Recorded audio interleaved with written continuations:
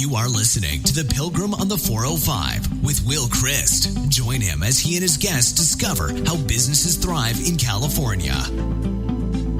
Well, welcome to The Pilgrim on the 405. We have a special guest today from all the way up in Seattle. I met Mark Canlis at the Convene Summit and was so impressed with the things that he is doing in his life and what he's doing in his business, especially with the people who work for him. So welcome, Mark.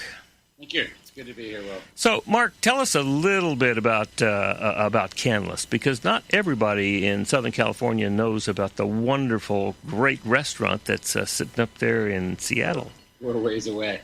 Canlis is a 68-year-old family-run restaurant. I'm a third or fourth, depending on where you start that story. And I run it with my brother, so it's a fine dining place. It's dinner only. We try to make it special. Good. I think people are going to need you to speak a little bit louder for us to hear here. So I'm going to bring this a little closer, too. Go ahead. All right. So 65 years. 68, actually. Oh, my goodness. This restaurant was started by my grandfather in 1950, and my parents ran it for 30 years, and my brother and I have been doing it for almost 15 now. All right. So tell us what makes Canlis special.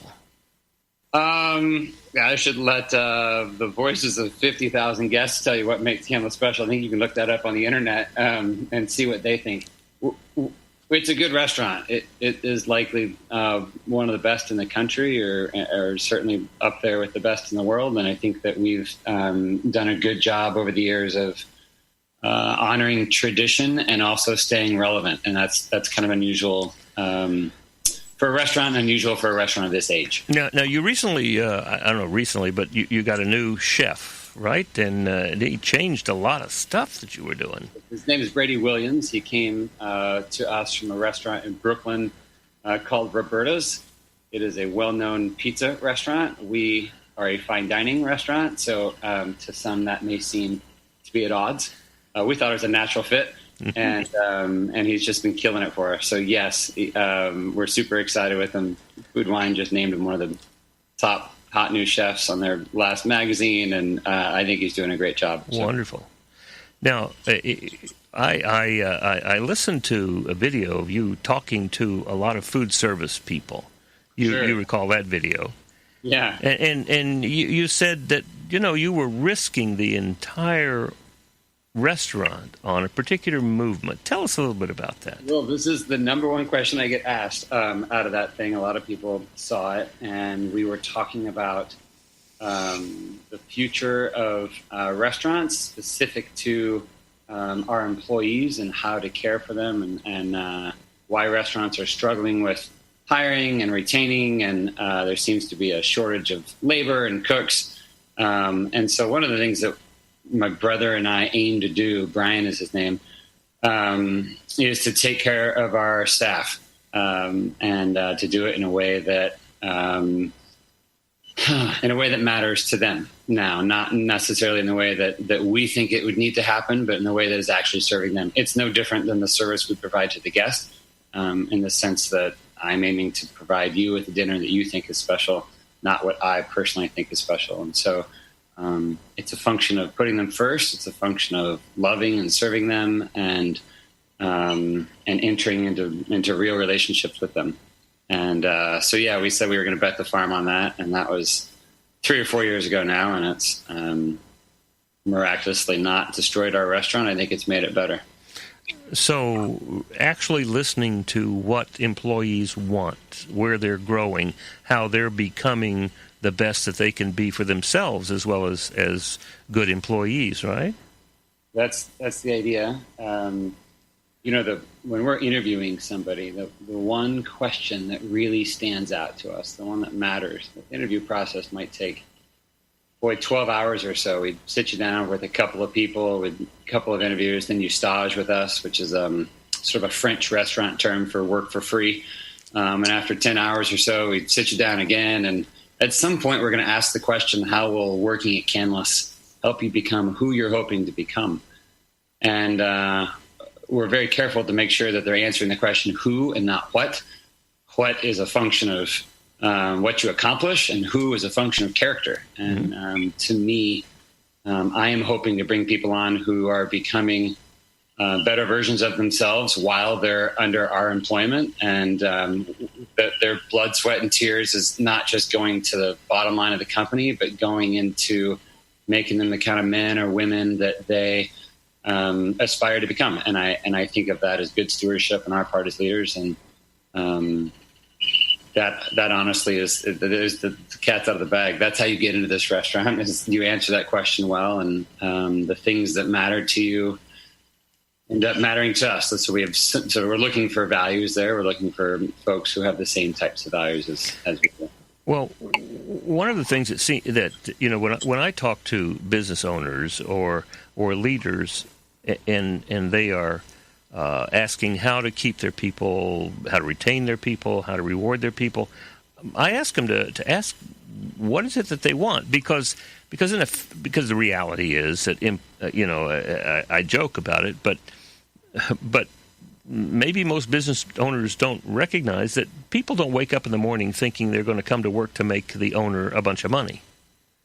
That's not in their intention.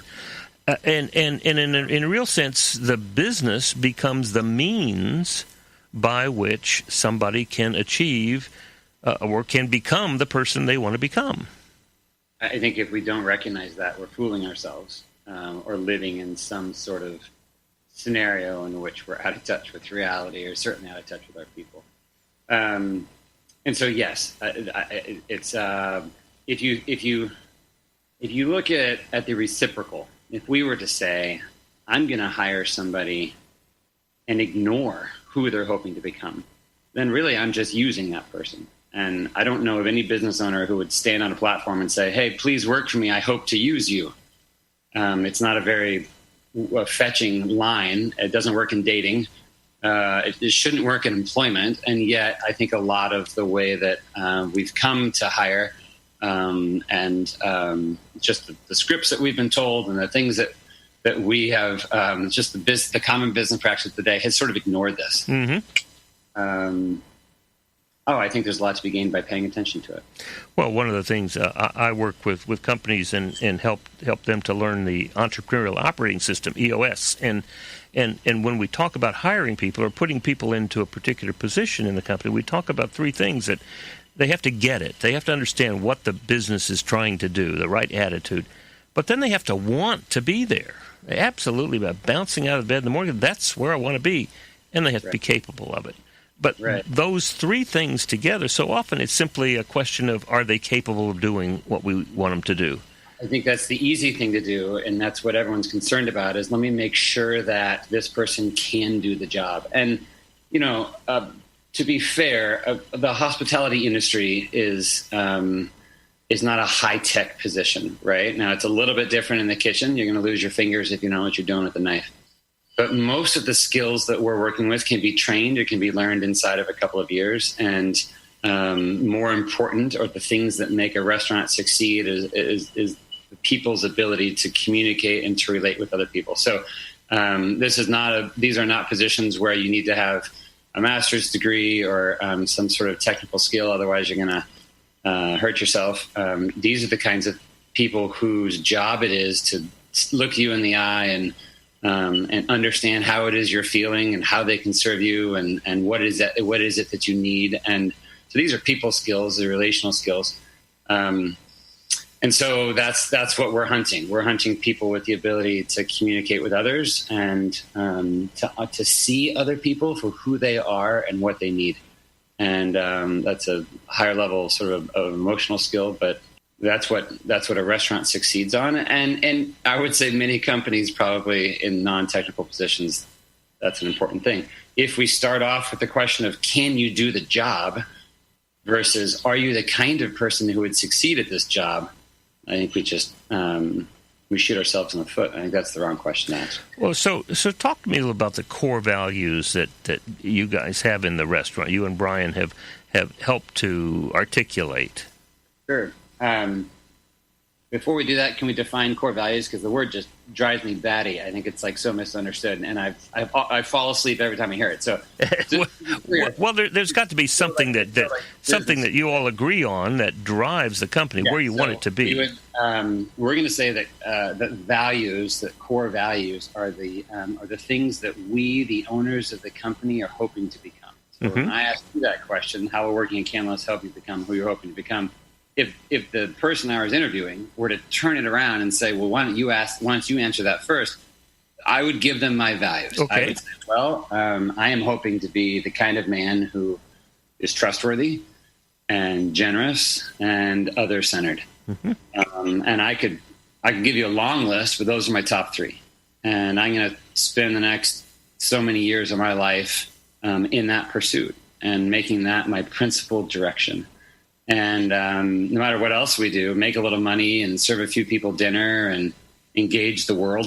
I want that to happen. And so that would be our answer. And those are the values of the company. I think the trust being the most important one. I think trust is the foundation of relationships. It's the currency of a relationship. And hospitality by its nature is the relationship business. It's sadly been turned a lot into transactions lately, but I don't think it's business of transactions. I think it's business of a relationship. Absolutely. I mean, I work with salespeople a lot, and so many of them get caught up in thinking that their job is to make a sale. Their job is to do a transaction. And what I want them to begin to understand is you're looking for long-term relationships, unless you're selling bubblegum. But even if it's in a 7-Eleven, you're building long-term relationships with people come back again and again, and that is not just a transaction. That transaction is the way that you build that relationship. Right, and in order to sell to somebody, they need to think it's good for them. It's not just good for me. Oh, absolutely, right? Absolutely. Now, what I just picked up on one of the things you said, that so often we think about core values as who we are. But what I'm hearing from you is very refreshing. It's this is what we stand for and what we want to become. I think a company's core values, they can be a statement of accomplishment. At least at Canlis, it's a statement of aspiration. I think we've already accomplished something. Then inherently, the next question is, well, what about tomorrow? And I'd rather just pay attention to tomorrow right now. So we're looking at we're looking at saying, this is not necessarily on my resume. I wouldn't necessarily think that the whole world would describe me this way. But one day at my funeral, or one day at some weepy toast that's being given, I hope that somebody says that about me. And so it's pointing in the direction of who we're hoping to become. And I think we're all motivated in the direction of our hope. That's at least what my mother has bashed into my head for years.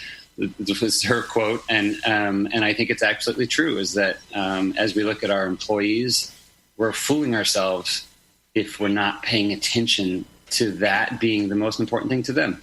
And so why not tune into that right off the get-go? Well, and to me, when you say this is what we are becoming, these are the things we choose to become, that becoming becomes a core value, that we are aimed at something, not simply maintaining what we already have. The becoming is a big thing. We have this barrel of whiskey in the cellar of the restaurant, and it took us a few years to get into the United States. It's from Springbank. It's quite a special thing, and we used to sell it, and then we decided that was the wrong thing to do. So we give it away. We give it to anybody on staff or any of the guests even who have heard of this tradition. They come down to the cellar, and the idea is to pay the price. You have to share who you're hoping to become, right? So this is nice. But we get down there, we circle around the thing, we draw out a wee dram, if you will. My older brother was from Scotland, so we kind of hooked on the single malt thing.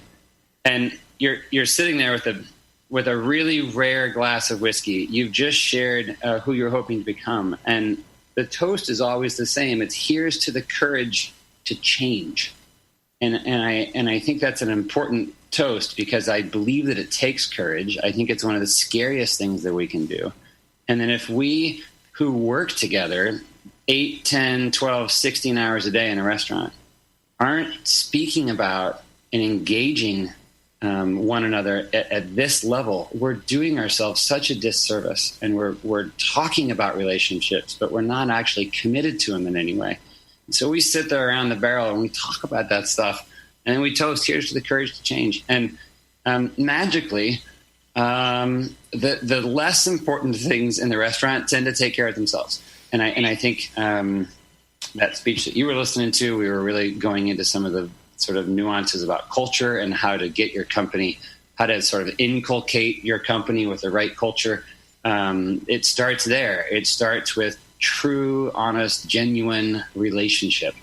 And relationships are messy, and they're slow, and they're not pretty all the time. And in business, we've been trained that those things need to be either hidden, ignored, or put, swept under the rug. And the fact of the matter is, it's just the opposite needs to happen.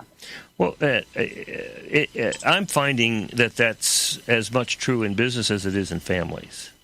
Sure. That's so often we have a form of the desire for the geographical cure, but it's much more of a spatial cure. We'll separate ourselves from each other and hope to get better. Well, in Canlis is a family business, which allows us to integrate those a little bit better. But I think your point is well taken. No, there is no separation between church and state in this sense. There's no me personally at home and then me at business, or this is me and my family and this is me at work. It doesn't work that way. There's kind of one us. Mm-hmm. And I think the more that we can present the same self in both places, the more fulfilling it is. And so that's a goal of ours, is to get our staff and ourselves to that kind of a place.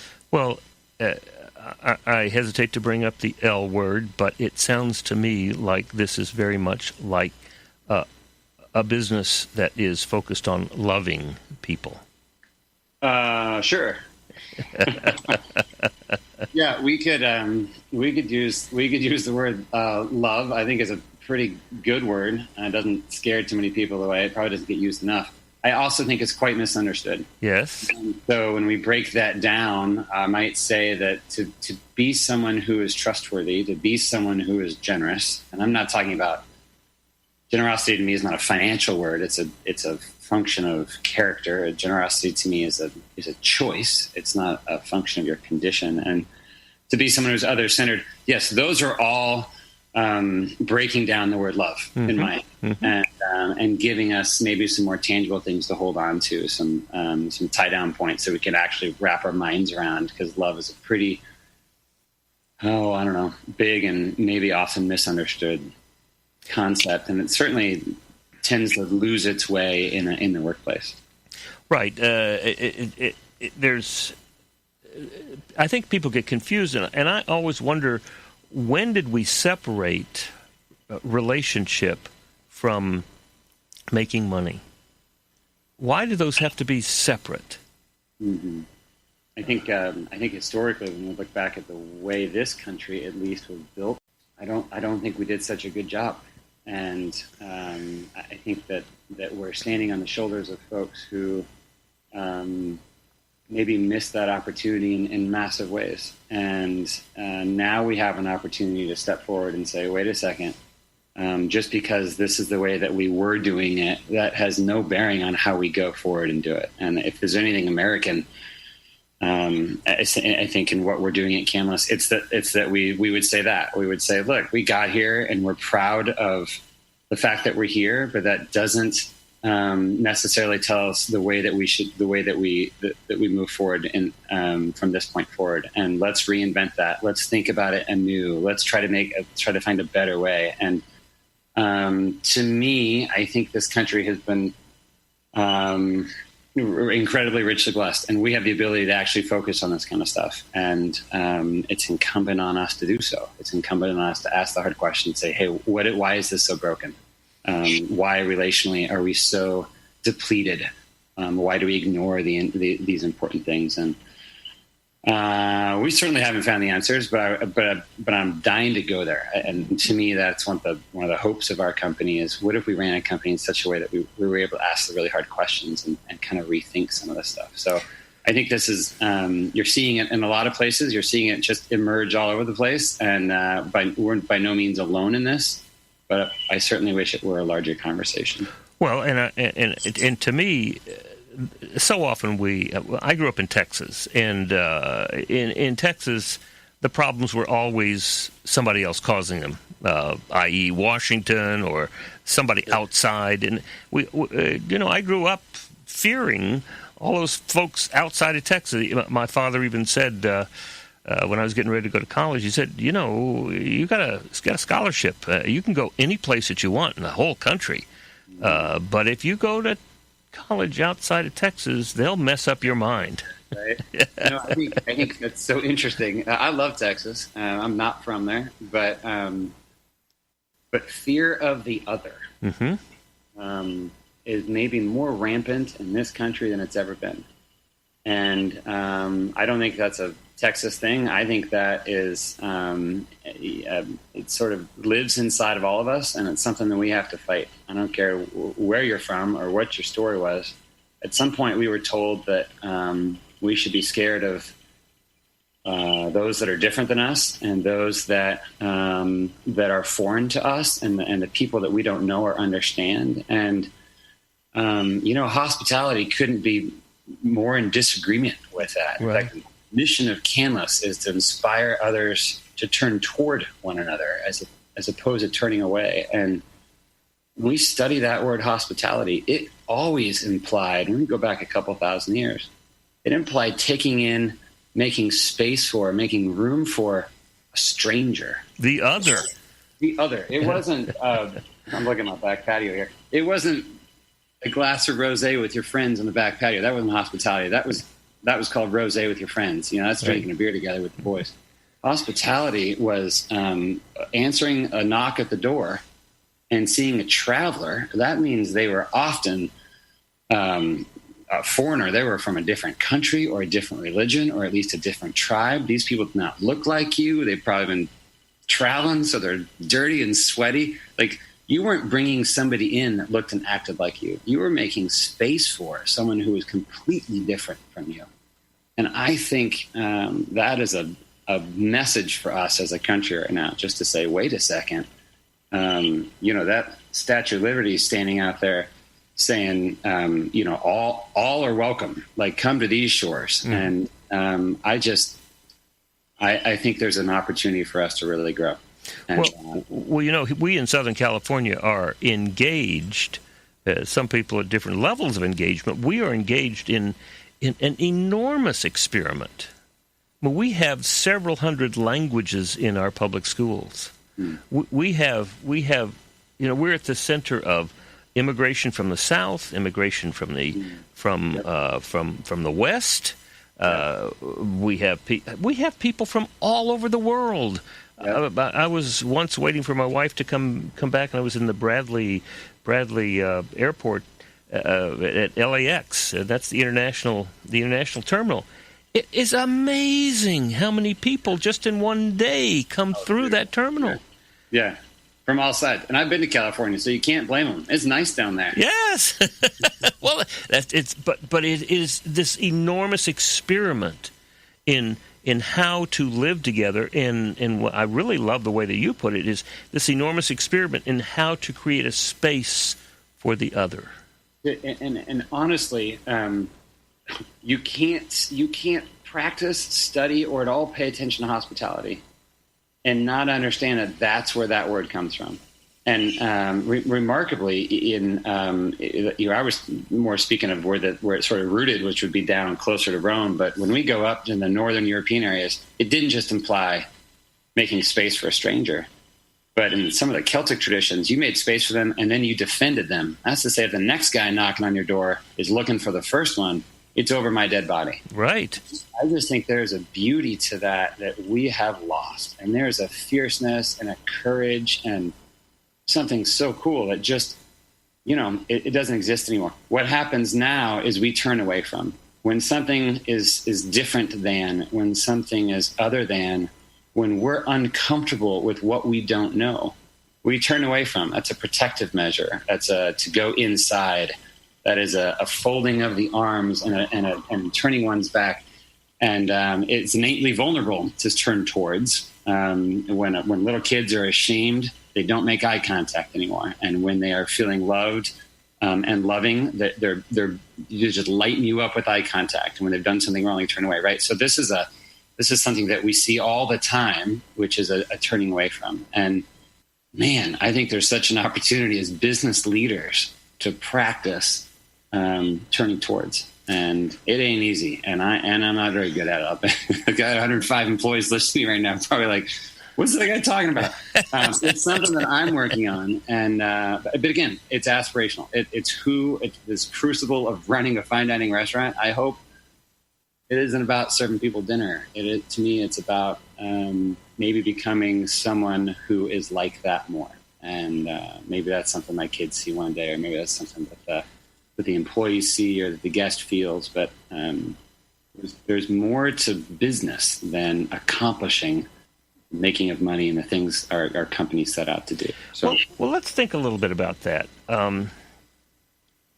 When we think about why we are here, I mean, if we're living in a world where we actually believe that somehow we popped into this world and that we will decay and be gone, sure, then maybe it is make a lot of money, have a lot of toys, and celebrate.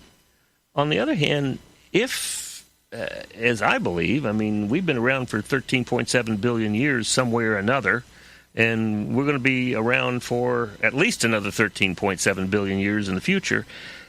And in this particular place, we have the opportunity to serve, to be hospitable, to create that place for the other who is really us, right? I mean, we're not that separate. Yeah, I think I've found in my own life that focusing on myself is a hollow pursuit. And I'd be lying to you and everyone listening if I hadn't said I spent a lot of time doing that. So I'm speaking out of experience here. But there is something innately hollow, innately, not worth it when self-gain is the end goal. And there is something alive or something just joy-giving that when you're in service to someone else. And so that right there, I think you just have to ask yourself, what am I doing today? Is this for me, or is this for something bigger than me? And yeah, geez, I hope that I am on the latter end of that conversation, and otherwise I really we all just pack up and make good for ourselves and go our own separate ways. We've seen what happens when that happens, and it's not good. Well, when you talk about service, I've been in many restaurants, I've been in many places of hospitality where they are there to serve me. Now, when I look at what you do and the kind of things that you've talked about, it seems to me that you are inspiring people to think about, to articulate, and to look for the things that they hadn't even thought about doing. I mean, you talk about not making your restaurant the center, but making the guest the center, and right, and helping that guest to have a unique experience of their own life in the midst of your hospitality. Talk about that a little bit. Yeah, I mean, we've all been to restaurants where you feel like you're on their roller coaster. And you walk in and they sit you down at a table, and it's like you're strapping on that shoulder harness, and away you go. And you better like the ride because there's no getting off. And I think Canlis has always aspired to put the guest in the driver's seat in that way. And I think service, true service, is that. It's not a function of what we think is special. It's a function of what you think is special. That's to say, I don't believe that the owner or the chef or any of us belong in the spotlight. It's you, the guest, that belongs in the spotlight, and it's the restaurant's great honor and great privilege and great challenge to keep you there, and to bend what we're doing we have this statement in the restaurant called "Keep the Promise," and we finish every meeting with it, and then everyone yells "Chef." And "Keep the Promise" to me is this idea that some people have waited their whole lives to eat in this place. I mean, every week, every day almost, I meet somebody who says, I've been living in Seattle. I've been driving past your restaurant. I've wanted to come here my entire life. And these are people who are in their 50s, 60s, and 70s. That person has quite a built-up expectation of what dinner is going to look like. And I want a restaurant that's willing to change what we do to meet their expectation. That, to me, is service. And that's what keeping the promise means. And shoot, other than that, Brian and I just deciding with Chef what we think is cool. Yeah, 3 of us might think it's cool, but if you don't, this is your one night, right? This is your daughter's only 16th birthday. It's not going to happen again. That's one night. This is the night that you and your wife celebrate your first anniversary. Or all the time I get, couples in, she looks like she's ready to explode, and she's like, well, I'm having a baby in 3 days, and it's like, this is our last night out before the baby comes. And Lord willing, they'll be parents the rest of their lives. This is like one last date before, those are serious things. The reason you go to a restaurant is because you trust it. You don't go to a restaurant, believe it or not, for the food. Not a place like ours. The food's got to be good, and that's a rule of the game. You don't go for the view, and ours has, you can see the entire city and mountains and lakes. Sure, the view is important. The ambiance of a restaurant is important. That's a rule to the game, but it's not a good strategy for winning. And as a strategy, I think paying attention to what the guest brings you, what is going on in their world. Maybe they just found out they had cancer, and in fact, we serve guests with cancer all the time. So hey, here's the last time we're going to have Christmas Eve dinner with Grandma. That's a big deal. And if you don't recognize that as a staff, you've got it upside down. You've got service backwards and inside out. You've got to see what they're doing, what they're bringing, where they're at, and take what you have, which is a brilliant menu and a beautiful view and amazing wine list, and serve them with it. Does that make sense? And too often, I think the guests are in service of the restaurant. They're kind of on a program, and there's no getting off that program until the bill comes. I just I don't know. Well, how often do businesses believe that their job is to sell their products or services? That's what we do. Offer it. All right. Versus our job is to find people who have a problem that they want to solve that we can help them with. And that means stretching, because maybe we can help them and maybe we refer them to somebody else. But our job is to seek out those people who have a problem they want to solve. Sure. And that sounds to me very much like find people who have a celebration, finding people who have an event in their life that they want to celebrate. Yeah, and what problem can the restaurant solve for them? I'll tell you, every one of them comes in with the same need, and it's that tonight needs to matter. And it's not for food. Not for food. They're hungry. Yep. Yeah. They come hungry. That makes it easier to serve their need. But they all arrive with this need that say, hey, tonight needs to matter. I need you to make me look good on this blind date. Or I need you to make me look good in front of my boss. Or I need you to help me serve my wife because it's our anniversary and we've been having a hard week all week, and we were fighting in the car. You see that, and you say to yourself, "Great, what role can I play? How do I meet you and where you're at?" And that's what makes our business fun. When we come to Canlis from Southern California, that's not going to be, we're happen to be here for business, or we're doing this. Maybe we'll go over there. That will be a journey. And that will be a destination at that point. And that to me is the celebration.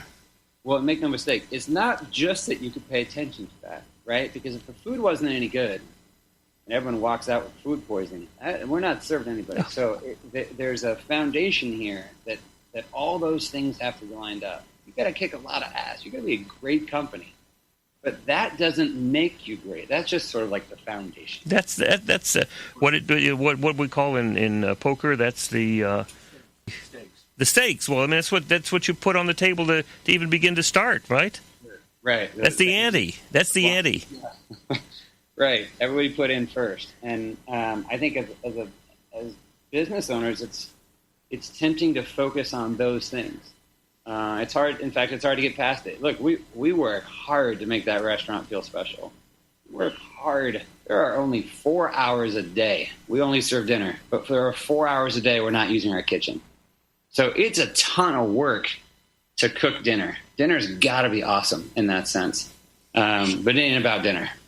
Dinner exists to serve the guest in some of their capacity. Dinner exists to honor them and to celebrate them, to cherish them. And, Mom, she, back 20, 30 years ago, she found this big corridor. It's Kura. And in a Japanese treasure house, a corridor was the innermost of three sort of locked doors, right? And in these villages, the people would often keep their most prized possessions, like their most sacred possessions, in sort of a common treasure house in the village. And then there were these three doors, and the corridor was the last thing standing between the outside world, whether that's a robber or a fire or a flood, and your most cherished thing. She heard this story, and she said, that's exactly what we're doing. I'm going to stick that thing in the front. So there, you walk in the front door, you're going to be staring right at a corridor, right? Mm-hmm. And the symbolism there was, don't you ever forget that what they're bringing us is their most cherished possession, and your job is to safeguard it. Yeah. Protect it. It is, right? And so in that sense, I think that's why you can run a company in a hard industry, which the restaurant industry, and have trustworthiness be your number one thing. Because that's what people are coming to you for. They're coming because they trust you. Like, hey, man, tonight needs to matter, and I'm going to go there. I'm going to go to Canlis. I know they're going to take care of me, right? It isn't because they know that we're cooking, I don't know, gooey duck with some goofy, kumquat mignonette. Nobody actually woke up saying, I want to eat gooey ducks and kumquats. That's just not what you do. You wake up saying, man, tonight's that date night. I want to make it special. I hope it's awesome, right? So the kumquats and the gooey duck need to be good. I'm not just making this up. Right. Not on the menu, by the way. Right. But like that has to be awesome. That should be the best thing you've ever eaten. But that's not why you're coming. That's right. People are not going to come to Canlis because you happen to be number one on the New York Times list of best restaurants. That's not what it's about. They're going to come to Canlis because somebody said to them, wow. Yeah. That was a mind-blowing experience. So I agree with you, but if you know anyone at the New York Times, do you think you could get me on that list? That awesome. Make that happen. I don't know if it could be an aside thing here, but well, my goodness, you're on the Pilgrim on the 405. What more can you want? It's just, you know what? I misspoke. The New York Times would be number two for me. There you go. There's definitely, it's fun to go treasure hunting and go to all the world's best restaurants, and I love doing it, and that is a thing also. It's a special thing, but I think by and large, you got to ask yourself, as a company, are we here to serve ourselves, or are we here to serve someone else? Correct. And I would love to be leading a company that could answer that. Right. By saying, well, Mark, people are going to be listening to this. Tell them about how to come to Canlis. Tell them where you are.